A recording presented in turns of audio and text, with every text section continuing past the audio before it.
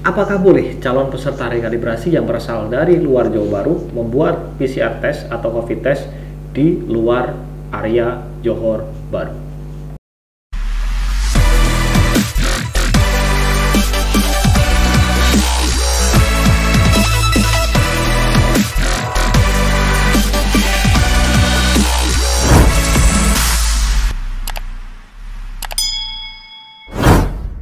Halo gengku, assalamualaikum warahmatullahi wabarakatuh. Salam sejahtera untuk kita semuanya. Salam sehat semuanya. Welcome back to my channel Faro BMI. Oke geng, sekilas tentang proses rekalibrasi di Pelabuhan Johor Baru.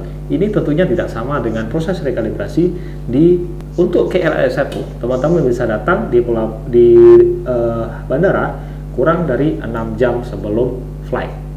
Nah, untuk di Pelabuhan Johor Baru ini sistemnya 1 hari sebelum keberangkatan ferry. Nah, di situ banyak teman-teman yang masih kesulitan merencanakan kapan harus membuat PCR test, dan yang paling penting untuk teman-teman yang berada di luar kawasan Johor Baru, ini sangat dilema sekali tentang perencanaan kapan harus membuat PCR test dan di manakah harus membuat PCR test untuk mengikuti program rekalibrasi di Pelabuhan Johor Baru. Untuk teman-teman yang berasal dari area Johor Baru, saya rasa tidak ada kesulitan untuk proses atau untuk merencanakan kapan harus membuat PCR test. Nah, untuk teman-teman yang berada di luar area Johor Baru, ini sangat kesulitan sekali dan banyak lagi pertanyaan yang masuk di inbox saya, di DM saya.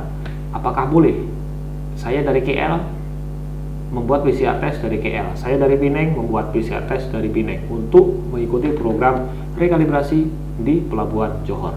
Nah, yang di video ini saya membuat sedikit skema tentang contoh perencanaan rekalibrasi jika tiket keberangkatan ferry kita di tanggal 5. Saya ambil di sini sebagai contoh kalau tiket keberangkatan ferry kita di tanggal 5. Nah, tahapan-tahapan yang harus kita lalui atau harus kita ikuti, yang pertama adalah PCR test harus di tanggal 3 pagi. Yang pertama, PCR test harus di tanggal 3 pagi. Dan kemudian yang kedua, ambil PCR test di tanggal 4 pagi atau ambil PCR result di tanggal 4 pagi sebelum jam 11 siang. Di sini perlu kita perhatikan sebelum jam 11 siang dan ikuti proses rekalibrasi di pelabuhan. Jadi sebelum jam 11 siang, teman-teman harus membawa hasil PCR test yang negatif dan persyaratan-persyaratan yang lain untuk rekalibrasi. Contohnya fotokopi paspor, kemudian siapkan pembayaran online, ATM card atau debit card atau e-wallet. Oke, yang tahapan terakhir di tanggal 5 itu adalah tanggal keberangkatan ferry, datang jam 9 pagi di pelabuhan. Kenapa saya bilang jam 9 pagi? Karena nanti teman-teman akan masuk proses boarding pass di sana dan proses pengurusan bagasi dan lain sebagainya. Jadi saya sarankan di tanggal 5, tanggal keberangkatan, datang jam 9 pagi di pelabuhan, kemudian antri untuk boarding pass, begitu geng.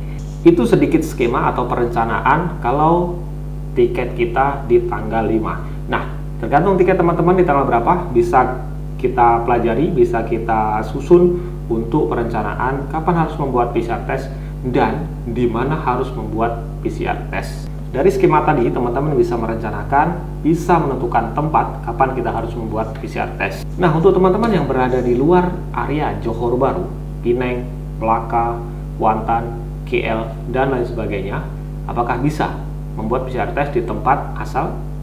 Jawabannya sangat sedikit sekali chance untuk teman-teman bisa sampai di pelabuhan dengan tepat waktu.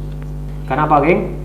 Program rekalibrasi dan PCR test ini harus klop. Maksudnya, kalau tanggal 3 kita membuat PCR test pagi dan tanggal 4 pagi harus mendapatkan PCR test result atau PCR test report dengan hasil negatif, kemudian kita lanjut di tanggal 4 untuk mengikuti proses rekalibrasi. Pastikan datang di pelabuhan sebelum jam 11 siang.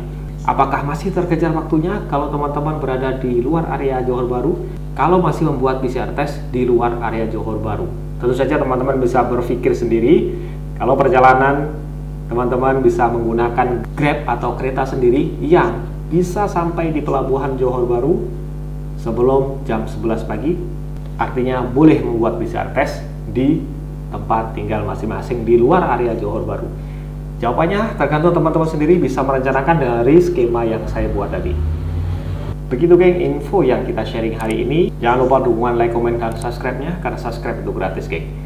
Dan jangan lupa tekan tombol loncengnya agar tidak ketinggalan tentang video terbaru, info terbaru dari sekitar Pulau Migran Indonesia seputar TKI dari Malaysia kami fokuskan. Dan jangan lupa juga follow Instagram atau fanspage kami di sini Faru BMI. Karena di setiap info nanti kita akan upload terus di fanspage atau Instagram. Begitu geng. Terima kasih untuk gengku yang sudah stay tune terus di channel Faru BMI. Jangan lupa kita seruput kopinya dulu geng. Salam pejuang devisa, salam pejuang rupiah. Kenapa kopi rasanya pahit geng? Karena perjuangan tidak selalu manis. Saya Faru BMI, mohon maaf kalau ada kekurangan. See you in the next vlog. Assalamualaikum warahmatullahi wabarakatuh.